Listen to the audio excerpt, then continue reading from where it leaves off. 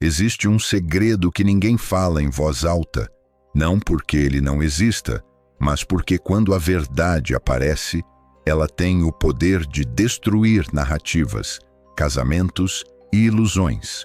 O que você vai ouvir agora não é para ser confortável, é para ser real. Dentro de muitos casamentos, existe um segredo silencioso, um pensamento que nunca é dito, uma fantasia que não é confessada e um desejo que cresce, ironicamente, justamente quando tudo na superfície parece perfeitamente normal. A mulher casada não deixa de desejar. Ela simplesmente aprende a esconder melhor. Ela sorri no jantar em família, ela posta aquela foto feliz nas redes sociais, ela mantém a rotina de uma vida que parece invejável, mas, por dentro, algo começa a faltar. E essa falta, esse vazio, vai crescendo dia após dia. E antes que você pense que a resposta é óbvia, eu te digo, não é sexo, não é sobre a frequência ou a performance. É algo muito mais sutil e muito mais perigoso. É validação. É a sensação de ser desejada de novo, de ser vista como mulher e não apenas como esposa ou mãe. É o desejo de sentir aquele arrepio de ser notada por alguém que não é previsível, que não faz parte do roteiro diário. Quando o marido se torna confortável demais, disponível demais, conhecido demais, o mistério morre. Aquele elemento de surpresa, de conquista, se evapora. E sem mistério, meu amigo, o desejo entra em coma. Ele não morre de uma vez, ele vai definhando lentamente, asfixiado pela monotonia. O que poucos homens entendem é que rotina excessiva cria invisibilidade.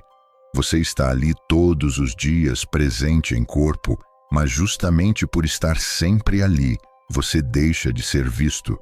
Sua presença constante, quando não é acompanhada de força, de propósito, de uma energia própria, vira apenas um ruído de fundo, como um móvel da casa. Você está lá, todo mundo sabe, mas ninguém realmente presta atenção. E é nesse cenário que ela começa a comparar. Não é algo que ela planeja, não é uma decisão consciente, tipo, agora vou comparar meu marido com outros homens. Não. É um processo emocional, quase inconsciente. Começa com um olhar diferente que ela recebe no trabalho, uma conversa com um colega que se estende um pouco mais do que deveria, um elogio simples vindo de fora que de repente pesa mais do que anos de convivência e presença dentro de casa. E por que esse elogio tem tanto peso? Não é pelo conteúdo, não é porque o cara de fora é mais bonito ou mais inteligente. O poder desse elogio está no risco, está no proibido, está na sensação de escapar, nem que seja por alguns segundos, da versão previsível e monótona da própria vida. É uma faísca num ambiente que se tornou cinza, e é aí que o segredo obscuro aparece. A porta se abre.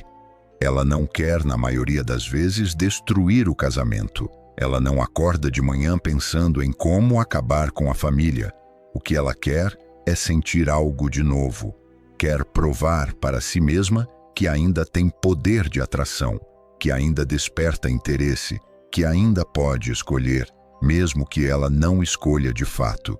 É um jogo mental de poder e validação, e é por isso que muitas não traem com o corpo, elas traem com a mente, traem com mensagens escondidas, com fantasias silenciosas enquanto preparam o jantar, com aquela atenção extra que elas fingem não perceber que estão recebendo, mas que alimentam todos os dias com um sorriso, uma resposta rápida, uma piada interna.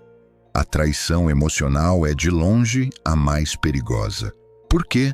Porque ela se justifica, ela se racionaliza. É fácil para a mente criar desculpas. Ela vem acompanhada de frases como: é só uma conversa, não tem nada demais. Eu não fiz nada de errado. Você está exagerando. É só amizade. A pessoa se convence da própria mentira. O grande erro do homem é achar que a fidelidade começa e termina no ato físico. Não começa. A fidelidade e a própria atração começam na atenção. Onde a atenção dela está indo? Para quem ela está direcionando a sua energia emocional? É aí que a lealdade é testada todos os dias. Então, os sinais aparecem. Quando ela começa a esconder o celular, a virar a tela quando você chega perto, quando o humor dela muda, sem uma explicação lógica, quando a irritação surge do nada, por coisas pequenas, não é coincidência. É o reflexo de um conflito interno. Ela sente culpa por estar se distanciando, por estar nutrindo essa conexão externa, mas ao mesmo tempo ela sente excitação. E essa mistura explosiva de culpa e excitação cria distância, frieza, impaciência. Inconscientemente, ela começa a tratar o marido como um obstáculo para aquela nova sensação, e não mais como um parceiro de vida.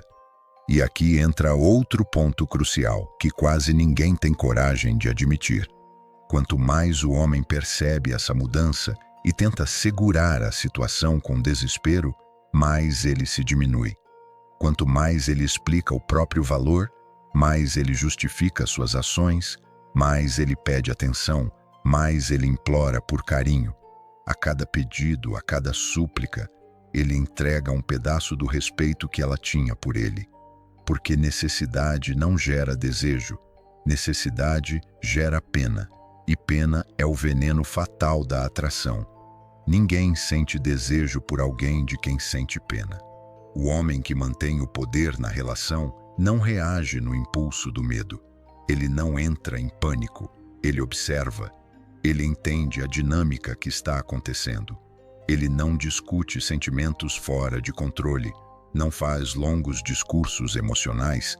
Ele ajusta o próprio comportamento, a própria postura e a própria energia. Ele entende que não está competindo com o colega de trabalho dela ou com qualquer outro homem. Ele está competindo com a própria mediocridade, com a própria estagnação. Ele compete com aquela versão fraca de si mesmo que surge quando ele passa a viver apenas para agradar, esquecendo de si.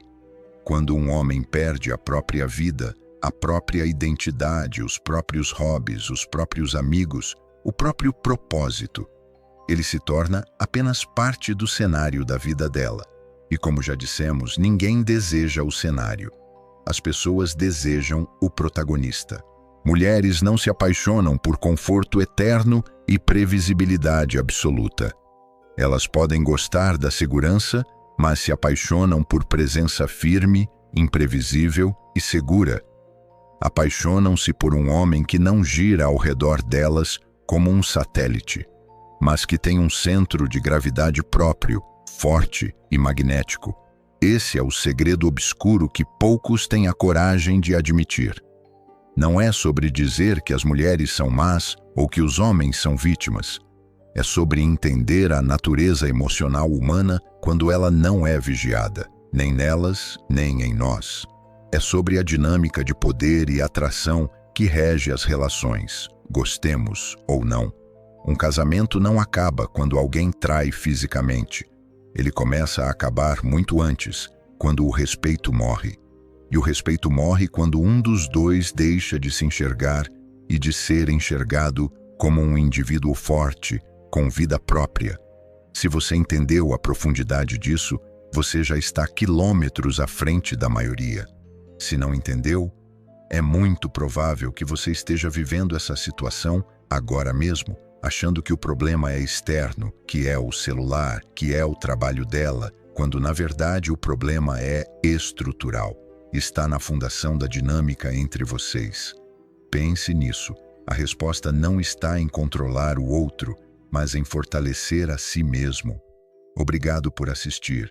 Se este conteúdo abriu seus olhos de alguma forma, deixe seu like e se inscreva no canal para mais análises como esta. Até a próxima.